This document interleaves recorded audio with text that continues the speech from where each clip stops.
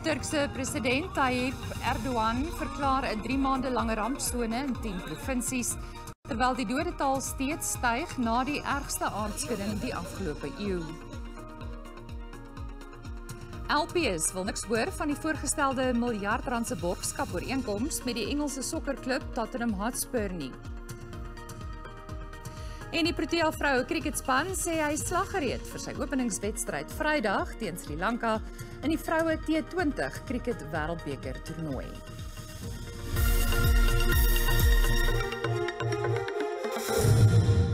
Goeienaand en welkom by die nuus. Die gesamentlike sterftesyfer in Turkye en Sirië na Maandag se aardbewing het die 5000 kerf verbygesteek. Die syfer gaan na verwagting nog styg.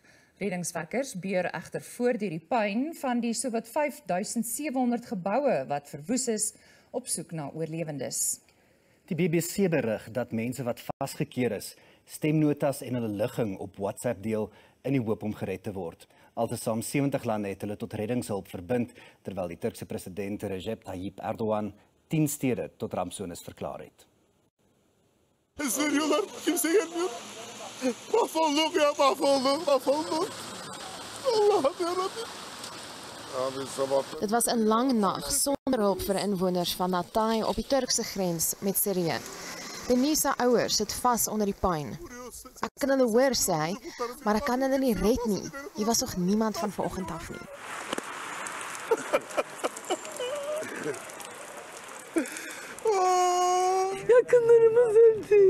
En waar party mense oor die verlies kan praat, bly ander verslaan.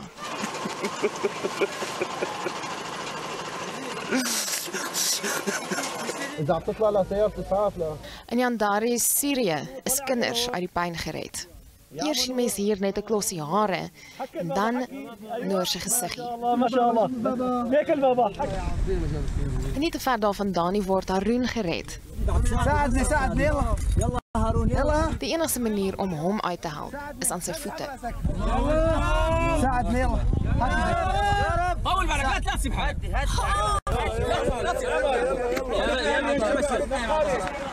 Met dagbreek is die skade vanuit die lug sigbaar. Die Wêreldgesondheidsorganisasie waarsku dat minstens 23 miljoen mense in die hartjie van die winter uitgelewer gaan wees aan die elemente. Intussen word elke lewe wat gered word met trane van vreugde gevier. Hulp stroom in. Die Russiese weermag is in Sirië. En 43 lede van die Duitserse internasionale soek- en reddingsspanne het in Turkye geland met 7 spesialis soekhonde. Amerika, Suid-Korea en Suid-Afrika vorm deel van 70 lande wat by reddingspogings betrokke is. Die 1 miljard rand se borgskap-ooreenkoms tussen Suid-Afrikaanse toerisme en die Engelse sokkerklub Tottenham Hotspur is na alle waarskynlikheid van die baan. Die parlementêre portefeuljekomitee oor toerisme het eenparig besluit dat die borgskap met onmiddellike ingang gekanselleer word. SA Toerisme is ook wyd gekritiseer omdat hy nie die land se maatskaplike en ekonomiese uitdagings in ag geneem het toe hy besluit het om die Premier Liga sokkerspan te borg nie. 5 raadslede van SA Toerisme het die borgskap-ooreenkoms goedgekeur, wat oor 3 jaar sou strek en sowat 33 miljoen rand per jaar kos. My role is to propose to a board, and a board says yes or no. And I will continue to bring projects for as long as I'm allowed to do so. But the point is that the board is the one that says yes or no. Die ooreenkoms het parlementslede warm onder die kraag gelaat. And where we are seeing now the money is going, we can see that you want to take it to a wrong place. I am saying, Chairperson, without any shadow of doubt in me, no doubt whatsoever, this decision is one that I will desist from, one that I reject, and one that I will never agree with as long as I am here in this parliament representing the poorest of the poor. And this is actually a great presentation to motivate for a soccer team, not for tourism. Because the point keeps being made about how much there's exposure. But nowhere does it talk about how it's being converted into tourism. Die minister van Toerisme, Lindiwe Sisulu, hou vol dat sy nie daarvan bewus was nie, omdat dit nie haar goedkeuring nodig gehad het nie. It is within the preserve of the board to do its work It is the part of their responsibility to go out and seek for opportunities to grow the entity, to grow the environment that we're working in, and they don't need the minister's permission, except when it exceeds a particular financial amount. Die portefeuljekomitee sê hy is in die duister gehou en die geld sou uit die belastingbetaler se sak gekom het. This deal, it ends here today now, because there's everything and a lot wrong about the deal itself. And we are saying there must be an investigation on this matter with immediate effect. Die komitee vind ook die onstabiliteit onder SA Toerisme raadslede betreurenswaardig. Die raad het onder meer binne 3 maande 3 nuwe voorsitters gehad. SA Toerisme sê hy het tot op hede geen uitgawes aangegaan, buiten uitgawes om die borgskap vas te maak nie. Die parlementêre portefeuljekomitee oor binnelandse sake sê onafhanklike kandidaate sal nou slegs aan 'n 15% handtekeninge kerf moet voldoen om aan die nasionale en provinsiale verkiesings deel te neem. Dit was een van die Tamaletjie-klousules in die wysigingskieswetsontwerp wat die komitee voor sy spertyd op 28 Februarie moes deurtrap. We must also appreciate the views which are carried that seeks to persuade the committee to affirm the 20% threshold or increase it. I think the principle which we are all carrying is that we must garner the percentage to 15%. Hoewel sommige partye daarteen gekant is, het die komitee besluit dat die kabinet die paneel sal saamstel wat verdere verkiesingshervormings moet ondersoek. The panel ought to be established by the minister, not the minister, the executive. I don't want to say that tomorrow Honorable Pillay or Honorable Ross will be minister or Honorable Mokhale, but the executive must be assigned the responsibility to establish this electoral panel team. Indien die wysigings goedgekeur word, sal dit 'n impak hê op verskeie ander wetgewings, soos die wet op die befondsing van politieke partye, wet op openbare finansiële bestuur, wat bestuur van die parlement en provinsiale wetgewers se finansies reguleer en die kieswet. Die gevolglike wysiging sal egter 'n impak hê op die verkiesingskommissie se voorbereiding vir 2024. Those consequential amendments will indeed be very important for the 2024 elections. And when one looks at the timeframes, they do appear to be very, very long. And in fact, some may even go beyond 2024 elections. And we are concerned about that. Die komitee sal na verwagting sy 28 Februarie sperdatum haal om wysigings goed te keur. Eybrebabie, SABC nuus parlement. 'n Span paneellede wat die regering se planne oor die elektrisiteitsuitdagings ondersoek, meen 'n ramptoestand is nie die oplossing vir die energiekrisis wat die land tans lam lê nie. Dit volg op voorstelle deur die ANC dat 'n nasionale ramptoestand afgekondig moet word in reaksie op die voortsleepende energiekrisis in Suid-Afrika. Die paneellede moes bepaal of die huidige elektrisiteitskrisis kwalifiseer om ingevolge die wet op rampbestuur as 'n ramp verklaar te word en hoe dit burgers sal raak. Die groep sê egter, daar's geen duidelike bewyse dat 'n ramptoestand volhoubaar sal wees of belastingbetalers teen korrupsie sal beskerm nie. The nature of the problem we are dealing with is political because many of our public institutions, the education, the health, the roads and transport, and many of these state-owned enterprises. And of course, we should not be forgetting our municipalities, that they are beyond crisis proportions. What's the scientific principles we are going to apply to a particular hazard in order to determine what level of risk are we focusing on? And that's where the emotional component comes in, because we all know we are in trouble. We don't need to have a state of disaster to be telling us this. We probably don't need a state of disaster to fix many of the issues because all of this is within the regulatory and legal domain already. I think from civil society, we just came from state capture, and then guess what? During COVID-19, there's PPE corruption. They've declared a state of disaster, and all we heard is how much money was spent on corrupt dealings with PPE corruption.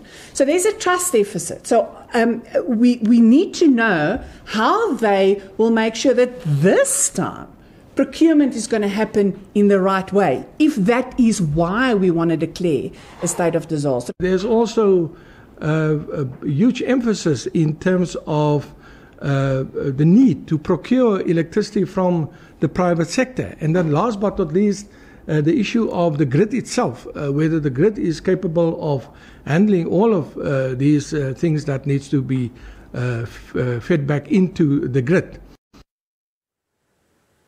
President Cyril Ramaphosa sê Suid-Afrika is 'n aanloklike bestemming vir beleggers en mynmaatskappye. Ramaphosa het by die mynbou in Daba in Kaapstad gesê die land is besig om volhoubare energievoorsiening te verseker, ekonomiese hervormings teweeg te bring, onwettige mynbou en misdaad te bekamp en ook om weg te doen met 'n wetlike rompslomp. Just as we look to attract investment in mining to grow our economy and create jobs, investors will find South Africa continues to be an attractive destination for miners and associated sectors. Die president het ook die impak van beerdkrag op die ekonomie en belegging aangespreek. The fact that mineral production contracted by 9% year-on-year in November 2022, largely due to electricity shortages and inefficiencies in our logistics, this is indicative of the challenges we need to confront, but also overcome. Ramaphosa het beloof dat die voorgestelde nasionale energie-aksieplan geïmplementeer sal word en die uitdagings wat spoordienste en hawens weens beerdkrag ervaar aandag geniet. The reforms we announced to improve the state of freight and rail are moving ahead.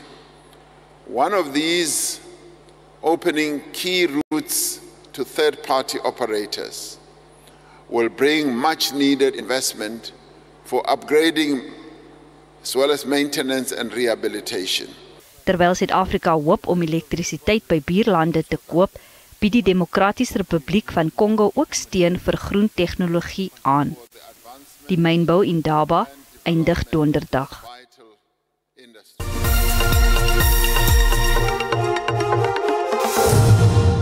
Talle gesinne is sonder skuiling na 'n onlangse storm wat die Limpopo-provinsie getref het. Verskeie huise in Radoke buite Marble Hall het ineengestort terwyl ander se dakke afgewaai het na die swaar reën. Dit is welkome reën vir Limpopo, bekend as een van die warmste provinsies in die land, maar vir inwoners van Radoke Village het dit trauma en verlies meegebring. Daar was baie reën met sterk wind. Terwyl dit gereën het bakstene op my geval en my kop en skouer getref. Ons leef nou in vrees dat indien dit weer so gaan reën, ons kan doodgaan. Terwyl Makapula moedeloos toegekyk het hoe dele van haar huis wegspoel, moes haar buurvrou Elsie Bosoga die storm van 3 dae verduur. Die reën het Sondag begin en tot Donderdag aangehou en baie skade aangerig. Ons het nog niks van die munisipaliteit gehoor oor hoe hulle ons gaan help nie. Die Ifrei Mogale plaaslike munisipaliteit sê hy sal mettertyd hulp aan behoeftiges bied. We are working together as all the spheres of government to ensure that we channel resources to those affected areas.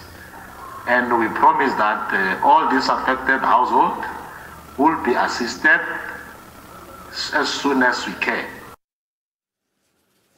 Die Noord-Kaapse Departement van Gesondheid het sy massa-inentingsveldtog in skole begin.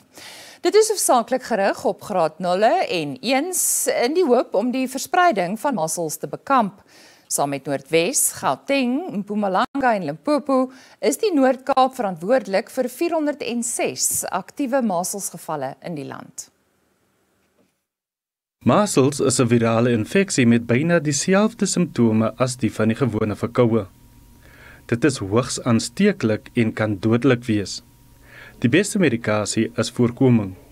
We want to ensure that we keep the numbers there at 7 and not to increase. So the key message to our people, to our parents, our communities is we must get vaccination. Kinders sal by meer as 300 skole in die provinsie ingeënt word. En hoewel daar baie weerstand teen die COVID-19 inenting was, blyk dit nie die geval te wees met die masel-enstof nie. We've got about 393,000 learners or children that must be immunized.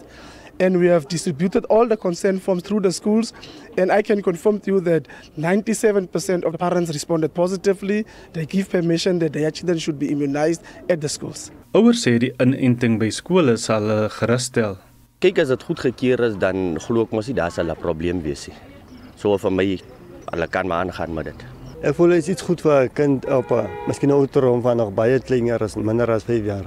Want 'n kind se liggaam is bietjie baie sensitief. So enige iets wat hy ingaan kan hom enige ding veroorsaak. As swelsel of enige kiem kan hom baie siek laat voel en dink ons miskien die kind is maar net korsig. Dis waarom voel ek insmetting voorkeur at least paar van 'n siekte. Meer personeel is aangestel om met die veldtog te help wat na verwagting tot einde Maart sal duur. Ulrich Hendricks, SABC nuus, Kimberley.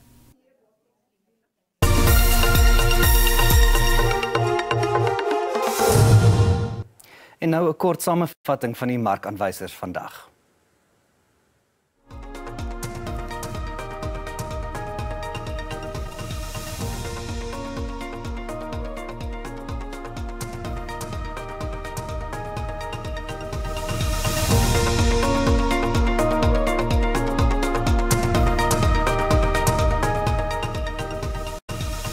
En ons het ongelukkig nie die landbougewasse betyds vanaf die JSE ontvang nie, maar bly ingeskakel net hierna is die sportnuus. Die internasionale kriketraad se vroue T20 wêreldbeker toernooi begin Vrydag in Kaapstad. Die vroue Proteas het Woensdag woorde van bemoediging ontvang van die legendariese Banyana afrigter Desiree Ellis. Die span is slaggereed en glo hulle sal die gesogte trofee van jaar onmoontlik. Kaptein Sunay Nuus sê die span is versigtig gekies om beide ervaring en nuwelinge op die wêreldarena te plaas. Ek dink almal is reg. Ek dink almal wil nou net by daai wedstryd uitkom. Ek dink die build-up was al so lank gewees. Dat ons vra onsself net wanneer is daai game, want ons wil nou net op die park gaan en net voor almal gaan speel. So ek dink almal is reg en net baie opgewonde. Balkiewagter Senalo Jafta sê dis belangrik om te verstaan dat voorbereiding nie net daaroor gaan om in top fisiese kondisie te wees nie. So I took time off the game for 2 months, and I think the one thing I learned there was prayer and meditation. Really to just always be calm. And I remember Des said earlier to us, it's all about the peace. Consistently being in peace. The vibe can always happen around you, but if you're at peace with yourself, no matter what happens, no matter the outcome, you're always content with where you're at. Die afrigter van die vroue sokker Afrika beker kampioene, Desiree Ellis, het die span aangemoedig om hulle reeds as wêreldbeker wenners te visualiseer. Daai dametjie wat daar op die veld is wat jou kom support. Jy was ook eens op 'n tyd, daai dametjie wat 'n droom gehad het. So speel vir daai 10 jaar oud wat jy gewees het en maak seker met wat jy doen dat jy ook openings maak vir hulle. Maar ek wens hulle alle voorspoed. Ek weet dat hulle dit gaan doen en jy weet daai goue medalje wat hulle gaan kry gaan soveel deure oopmaak vir vrouensport want hierdie jaar is 'n jaar van vrouesport. Die eerste wedstryd vind Vrydag aand om 7:00 plaas by Nieuweland tussen Suid-Afrika en Sri Lanka. Mariska Botha, SABC, Kaapstad. En daarmee moet ons volstaan vanaand. Tot môre aand om 7:30 tot 6.